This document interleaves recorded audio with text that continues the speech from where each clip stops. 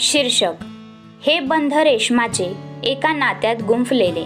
भाग 6. लेखिका अश्विनी घोळवे. मागील भागात आपण पाहिले की आजी आणि अर्चना यांना सोडायला नर्मदाबाई त्यांच्या गाडीपर्यंत आल्या. त्यांनी प्रज्ञाला बोलावून घेतलं. प्रज्ञा परत एकदा आजी आणि अर्चनाच्या पाया पडली. दोघींनी तिला आशीर्वाद देऊन त्यांचा निरोप घेतला आणि गाडीत बसून निघून गेल्या. आता पुढे.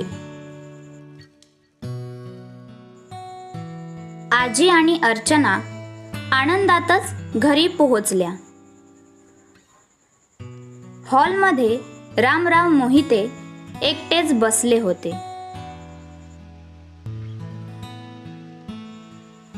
आई, अर्चना, कुठे बाहेर गेला होतात तुम्ही दोघी आणि एवढ्या आनंदात का आहेत?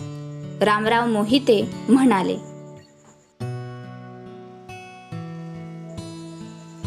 अरे रामा, थांब, मला पाणी तरी पिऊ दे, मग सांगते. सर्व ऐकून तूही आनंदी होशील. आजी हॉलमध्ये येत सोफ्यावर बसत म्हणाल्या. कमला, ए कमला, माझ्यासाठी पाणी घेऊन ये. अर्चना मेडला आवाज देत म्हणाल्या. आणते मॅडम, कमला म्हणाली आणि पाण्याचे 2 ग्लास ट्रेमध्ये ठेवून घेऊन आली. आजी आणि अर्चना दोघींनी पाणी पिलं आणि ग्लास टेबलवर ठेवले.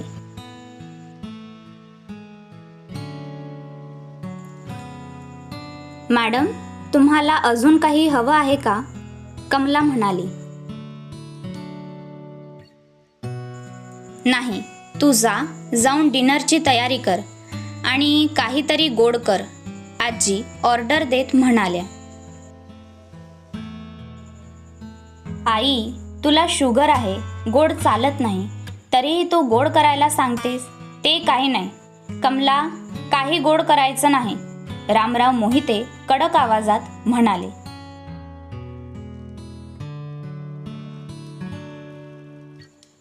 एक दिवस गोड खाल्लं तर काही होत नाही रामा, आणि एवढी आनंदाची बातमी आहे तर गोडधोड झालंच पाहिजे, आजी म्हणाल्या.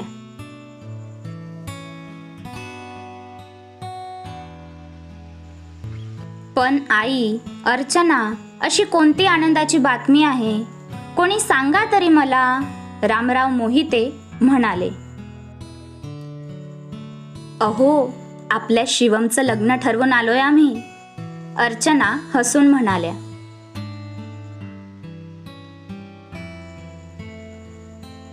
काय काय बोलतेस तू हे अर्चना? रामराव थोडं ओरडूनच म्हणाले.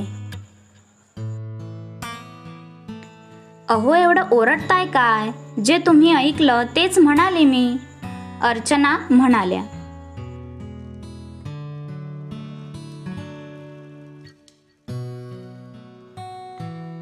आई, ही खरं बोलते, रामराव आजींना पाहत म्हणाले.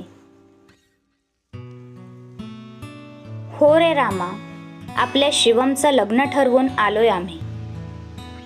2 दिवसांनी साखरपुडा आणि आठवड्याने लग्नाची तारीख सांगितली होती गुरुजींनी. मग काय, चांगल्या कामात उशीर नको म्हणून लगेच सर्व फिक्स करून आलो आम्ही, आजी म्हणाल्या.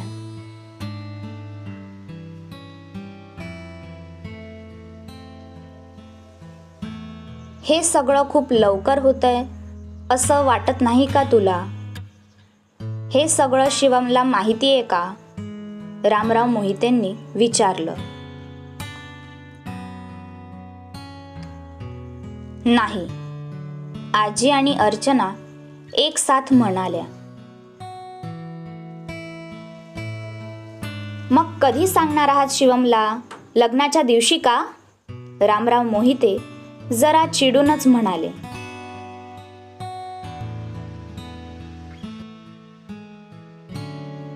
अहो, त्याला सांगणारच आहोत आम्ही, आणि एवढं चिडायला काय झालं तुम्हाला? शिवमने लग्नाला होकार दिला म्हणून आम्ही आम्हाला आधीपासून पसंत असलेल्या मुलीसोबत त्याचं लग्न ठरवलं, अर्चना म्हणाल्या.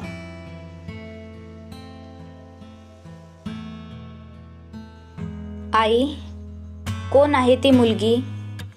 रामराव मोहितेंनी शांत होत विचारलं.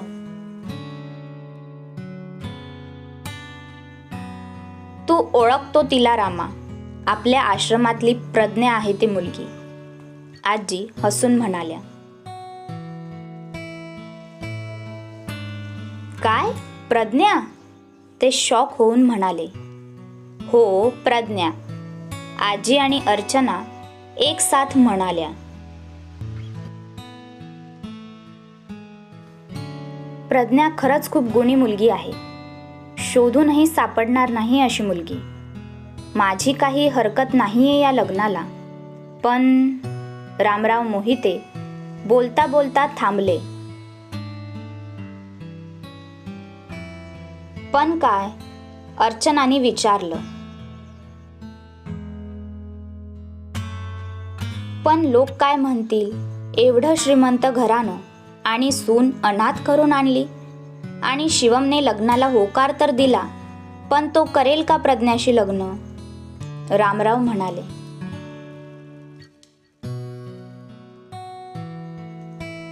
हे बघ रामा, आपल्याला लोकांशी काही देणं घेणं नाहीये. लोक चांगलं झालं तरी बोलतात आणि वाईट झालं तरी बोलतात. आणि प्रज्ञा लाखात एक आहे, सगळ्यांना धरून चालणारी, सगळ्यांचा आदर करणारी. अशी मुलगी शोधूनही सापडणार नाही. आणि आपला शिवम खूप नशीबवान आहे की त्याला प्रज्ञासारखी मुलगी लाईफ पार्टनर म्हणून मिळत आहे. आणि मी खात्रीने सांगते, शिवमला प्रज्ञा नक्की आवडेल. तो करेल प्रज्ञासोबत लग्न. शेवटी चॉईस माझी आहे, तो नकार नाही देणार, आजी विश्वासाने म्हणाल्या.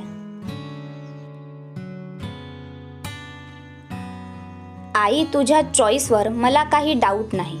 शेवटी माझी बायकोही तूच शोधून आणली होतीस, रामराव मोहिते हसून म्हणाले.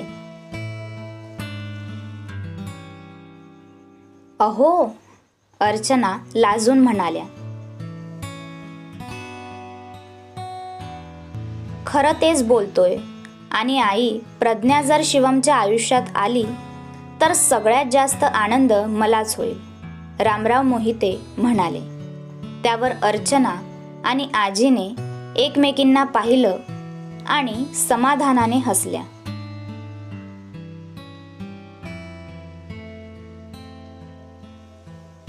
चला, लावा बरं फोन आपल्या चिरंजीवांना आणि कळवा त्यांना, रामराव मोहिते म्हणाले.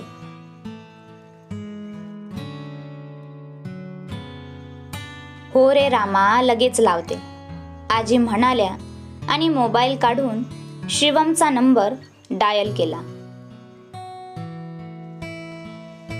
2 रिंगमध्ये शिवमने कॉल रिसीव्ह केला. हॅलो शिवम, आजी म्हणाल्या. आजी, तू ठीक आहेस ना? शिवमचा काळजीने पहिला प्रश्न. हो रे शिवम, मी एकदम ठीक आहे. ते मला तुझ्याशी जरा महत्त्वाचं बोलायचं होतं. तू बिझी आहेस का? आजी म्हणाल्या.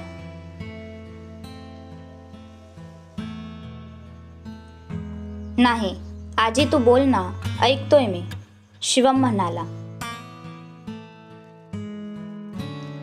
शिवम, आम्ही आमच्या पसंतीच्या मुलीसोबत तुझं लग्न ठरवून आलोय, आजीने बॉम्ब फोडला. क्रमशः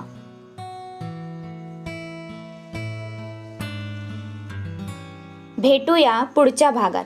तोपर्यंत हा भाग कसा आहे ते नक्की लाईक, कमेंट आणि शेअर करून सांगा.